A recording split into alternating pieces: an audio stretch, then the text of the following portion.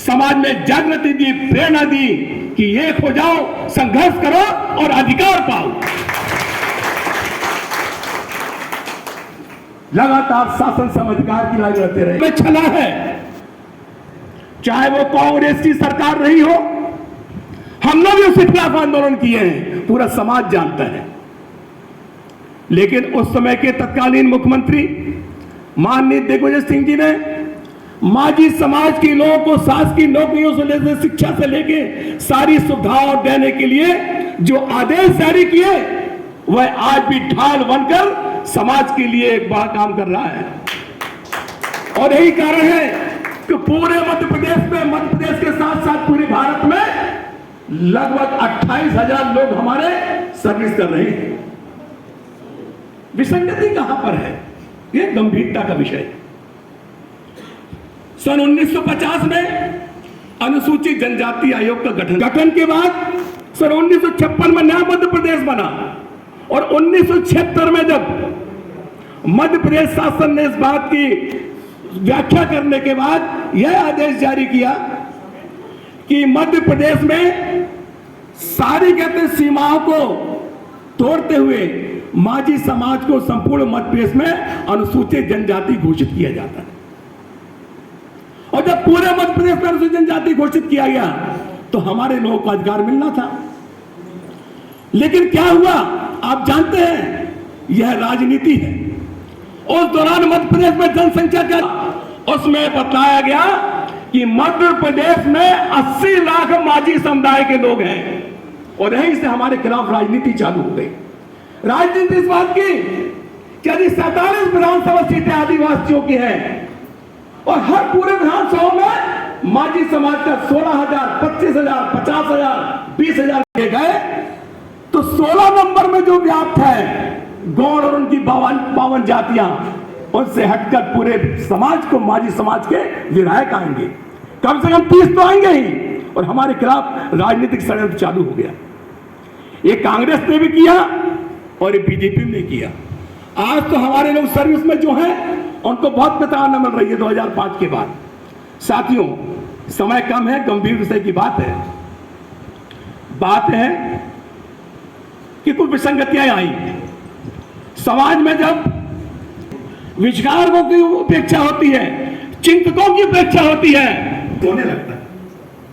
उसी सोते हुए समाज को जागरूक करने के लिए हमारे आदरणीय राम कुमार जी और नारायण केवट जी ने बहुत गहरा चिंतन किया है और आज समाज को फिर से बीच में लाकर हम कुछ करना है। हम कमाते बहुत हैं, अपना घर चलाते हैं, परिवार चलाते हैं। देखा है आज भी हमारे समाज के लोग बधुआ मजदूर हैं, बधुआ मजदूरी का जीवन व्यतीत कर रहे हैं। चाहे रीवा, सत्ता, सीधी, पन्ना, छतरपुर हो, स्थान हो, हम जब राजनीतिक दौरे पे जाते हैं कैंप लगते हैं। अभी मुझे मध्य प्रदेश कांग्रेस कमेटी ने मध्य प्रदेश का मुख्य सचिव बनाया है, अभी राहुल प्रियंका गांधी कोऑर्डिनेटर बनाया जाके। जब मुझे दौरे पे जाना पड़ता है समाज की दुर्गति देख के बहुत ही दुख होता है। साथियों, सबसे पहली बात यह है उनको अध्यक्ष बनाकर सुधार प्रदान करनी जाती है। हमारा कहना है कि हमारे समाज के लोग जिस स्तर पे भी हैं, हमारे कौमर रंगवार जी हैं, जब मछुआ समाज का कांग्रेस का अध्यक्ष बनाया गया तो बहुत संघर्ष किया और संघर्ष करने के बाद हम लोग भी साथ में रहे हैं। तो हमारा कहना है कि शासन जहां पर हमारे मछुआरों की जाति है, जहां अधिक लोग रहते हैं, वहां के तालाब में हमारे माझी समाज का अध्यक्ष होना चाहिए और उनकी जनसंख्या के आधार पर हमें उसका अध्यक्ष और तालाब हम आवंटन करना चाहिए। भाई विजय बर्मन जी बैठे हैं, हमेशा संघर्ष करते हैं। इनमें नदी तालाब हैं, उनकी नाव चलाने का ठेका हमारे लोगों को मिलना चाहिए। इस बात को प्राथमिकता सरकार इसको नियुक्त करे। जहां तक हरिजन आदिवासी की सूची में जो लोग हैं, आदिवासी की सूची में हमारे माझी समाज को सरकार नहीं चाहती थी, लेकिन हमें ब्राह्मण समाज की तरह 10% उन्होंने लाभ दिया है। आदिवासी की सूची में भी हमारे समाज को सबसे नीचे स्तर का मानते हुए 10% अधिक से अधिक हमें कहते हैं उसके लाभ देने की जल्दी से जल्दी घोषणा करें। इस बात की लेकर हमें मांग करनी पड़ेगी। उस बात को गंभीरता से सोचना, मैं क्या बोल रहा हूं। अनुसूचित जनजाति की सूची में जैसे पिछड़ा वर्ग की सूची में है ब्राह्मण समाज को 10%, उसी तरह से 5% हमने समाज को अधिकार में मिलना चाहिए। हम मांग करेंगे तो 5% मिलेगा और 5% में हमारे समाज के लोगों को आर्थिक रूप से बहुत लाभ होगा। जहां भी मछुआ कल्याण समितियां हैं, हमारे समाज के लोगों को प्राथमिकता से उसमें जगह दी जानी चाहिए। जो 1984 में रामजी महाजन बना था और सूची नंबर 12 में केवल और माझी जाति अनुसूचित जनजाति की 29 नंबर पर है। ये दोनों विसंगति की बातें हैं। जब 1976 में सूची जारी हुई तो केवट का धीवर वही मल्ला के साथ माझी भी इंक्लूड था, माझी भी जुड़ा हुआ था।